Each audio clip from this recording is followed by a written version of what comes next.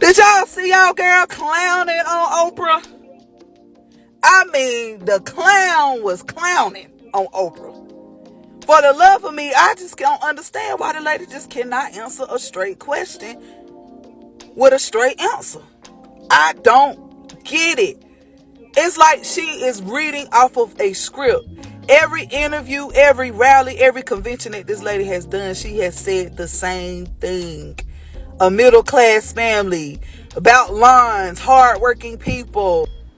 So, Madam Vice President, we are, like many, many young Americans, just experiencing a very high cost of living. We ended up giving up our apartment, moving in with our parents who were so gracious to take us in for over a year so that we could save money and ultimately buy a home, because that's what we thought the American dream was, to get married and buy a home and have a baby. And now here we are, and our mortgage is incredibly higher than what we thought it would be. And my sister and our brother-in-law are living with us right now so that they can hopefully one day do the same. And while it's beneficial for us because they help us pay off some of our mortgage, it's also beneficial for them because they can save on cheaper rent. But we really would love to know what your plan is to help lower the cost of living. Yeah, first of all, thank you both for being here. And yours is a story I hear around the country as I travel. And in terms of both rightly having the right to have aspirations and dreams and ambitions for your family, and working hard and finding that the American dream is, for this generation and so many recently, far more elusive than it's been. None of that matters when you are asked a straight question as to how you're going to lower prices. How are you going to make life easier for the American people? How are you going to do that? What are the specifics to your plan? Why is that so hard for this lady to comprehend? And then she act like she be off of a fifth of bourbon when she go do these interviews, slurring her words, laughing. Ain't nothing funny when half of the freaking country right now is in distress, lady. Wake up, open your eyes, and look around. Even Oprah was stressed out during that interview. You could tell. She was looking at her like, what, huh? What are you talking about? For the life of me, this lady cannot answer a simple question. Well, here's the update. People, they are still not feeling Kamala Harris. She's waited 2 months to actually start doing interviews, only to go from softball interview to softball interview, not taking any real questions or accountability for her record whatsoever. And the little piece of question they may slide her way, she's dancing around it and refusing to give a direct answer. It's not too much to ask Kamala, say, are you for a Palestinian state if Hamas is going to run that state? Okay. Yes or no? And let's say you don't like her answer. Are you going to vote for Donald Trump? No, I'm not. Kamala I just said I'm not going to vote Harris is for not her. running for perfect. She's running against Trump. We have two choices. And so there are some things you might not know her answer to. And in 2024, unlike 2016 for a lot of the American people, we know exactly what Trump will do, who he is, and the kind of threat he is to democracy. I don't know. So it's unclear to me how there could be an informed... The problem that a lot of people have with Kamala is we don't know her answer to anything, okay? But you know his answer to everything. And that's why I would never vote for him, and people shouldn't vote for him. But people also are expected to have some idea of what the program is of the person you're supposed to vote for. This white liberal feminist from MSNBC is completely delusional. She said it herself. Trump answered all the questions. Not only that, you're not going to be able to use the same scare tactics as before because he was already in office for 4 years and people can look and judge for themselves. And this is also a very interesting case because Kamala Harris, she's in the White House right now and been there nearly 4 years. People can look at her and judge her too. But what she was saying the whole time was that Kamala didn't need to answer questions. And it's funny because she was the next person that Kamala chose to sit down with. In fact, it was Kamala's first solo network interview. What a coincidence. She sat down with a person who a week before told an audience that she didn't need to answer any questions. Madam Vice President, you just laid out your economic vision for the future. Yeah. But still, there are lots of Americans who don't see themselves in your plans. For those who say these policies aren't for me, what do you say to them? Well, if you are hardworking, if you have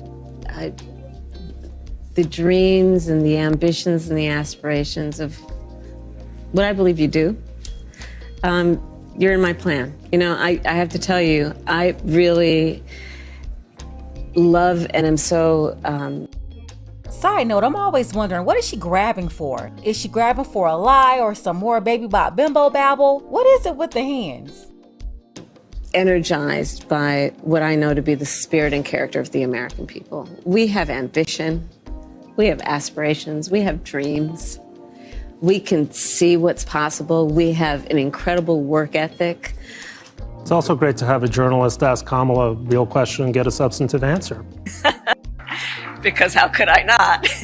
For middle-class families, just being able to know that their hard work allows them to get ahead, right? I think we can't and we shouldn't aspire to have an economy that just allows people to get by. People want to do more than just get by. They want to get ahead.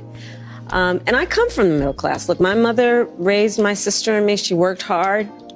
She saved up. By the time I was a teenager, she was able to buy our first home.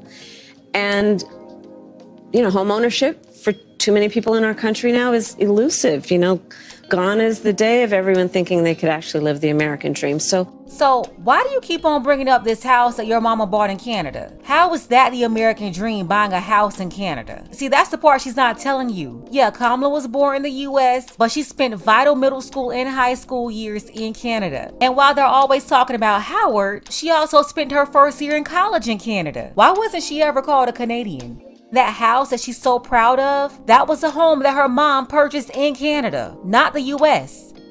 I thought the point that there's a number of really interesting exchanges. I thought the exchanges on tariffs was really interesting, particularly where you said, look, which is true. You know, I think people think we live in this free trade era, which we do compared to previous, but there's also lots of tariffs on lots of stuff. Presidents have unbelievable unilateral authority to apply them. I remember George W. Bush doing this on aluminum and steel. I remember, obviously, Trump did it. Joe Biden, as you noted, he basically said, look, where are you? And what I thought her answer was interesting, which is basically like, well, it kind of depends, right? But we're not going to throw up a 20% tariff around the whole country, which is not a serious idea. But I think that's the important part, sort of the nuance, because I'm going to be honest, President Biden has tariffs in place. He's held a lot of Donald Trump's tariffs in place.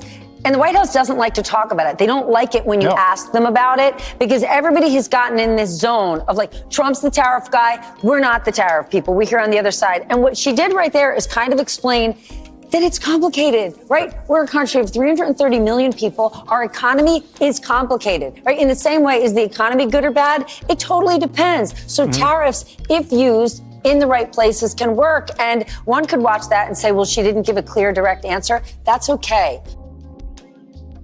Listen, there's some things she's not giving you a direct answer on because she's a politician. Right. But I agree with you that getting a chance to speak to her, getting for the American people to hear from her more. Kamala Harris, you are as fake as press-on nails, and I can see right through you. Let me help you out with something, because maybe somebody must not have told you. On TV and on every interview, giving the same tired answer. So let me just help you out. When you are asked a question, why don't you try answering the question? People are not stupid. We can tell when you're dancing around the issue instead of answering the question. When you're asked, are people better off now or during Donald Trump's presidency? When you're asked about the border or your policies on immigration, answer the question. We don't care about your middle class upbringing. We don't care that your mama had to save up to buy a house. We don't care about your summer job at McDonald's. We don't care about the lawns of the neighborhood that you lived in and how everybody took care of their lawn. That does not matter to me, and it doesn't matter to anybody else. I want you to answer the question, because if people, my mind is already made up too, Kamala, because I can see right through you and I know that you fake. But for somebody else whose mind is not made up, let me just help you out. Answer the question so that they can decide between you and your opponent. I don't know if you're just trying to paint him as the villain and try to skate by to be the like you the hero or the nice person. We don't care about that, because being a hero and voting for the nice person is not what pays the bills. You understand what I'm saying? We can see through you. And that fake black accent that you keep doing, girl, you need to stop, because you know good and well that you ain't got no black accent. You know good and well that you was born in from San Francisco and in Canada. Where you get that black accent from? Stop doing that, trying to be relatable. This does not make you relatable. It makes you look fake. And those of us like me, we can see through that. We can see through that. We can see through every interview that you do, that instead of answering the questions that are on the minds of the millions of American people who have the power to elect you to the highest office in the land, you're dancing around the issue, and you want to talk about how you was born a middle-class kid and how your mother had to save up to buy a house. I don't care, Kamala.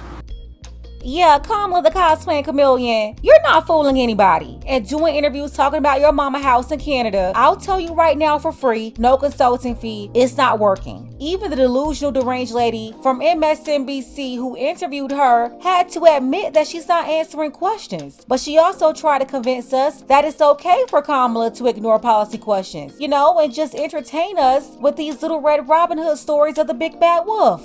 Let's go ahead and get the conversation started. Let me know what you think about this below. Special thank you to Havelock. I appreciate you, Havelock, for all of your support for the channel, as well as Lamar and Big Sneed. If you want to show your support for the channel too, you have to use PayPal for now. The link is below. Ladies, fellas, want a balanced analysis, want the truth from a woman's perspective? Then you're going to want to subscribe to this channel, and don't forget to like and share.